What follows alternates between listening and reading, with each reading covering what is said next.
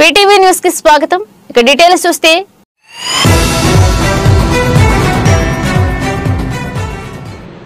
ఐగిరి నందిని నందిత మేదిని అంటూ అమ్మవార్లను వివిధ రూపాల్లో అలంకరించడం పరిపాటి. అయితే కొన్ని చోట్ల ఆ జగజ్జననిని అచ్చంగా పువ్వులు, పండ్లు, కూరగాయలు, కాసులు, నగలు, గాజులు ఇలా రకరకాల వస్తువులతోనూ అలంకరిస్తుంటారు.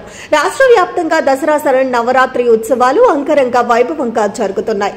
ఈ నేపథ్యంలో మంగళవారం దుర్గాష్టమి పర్వదినాన్ని పురస్కరించుకొని కోనసీమ జిల్లా అమలాపురంలో వేంచేసి ఉన్న శ్రీ సుబ్బాలమ్మ అమ్మవారికి సుమారు 120 కిలోల పసుపు కొమ్ములతో విశేష అలంకారం చేశారు.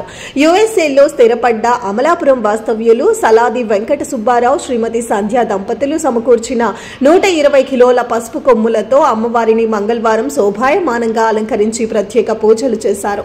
అందులో భాగంగా జగన్మాతకు పసుపు కొమ్ములనే పట్టు చీరగా కట్టి రత్నాల నగలుగా పెట్టి పూలహారాలను వేసి వాటిని ప్రసాదంగా పంచుతున్నారు. భక్తులు సైతం ఆ పరాశక్తిని దర్శించి తరిస్తున్నారు.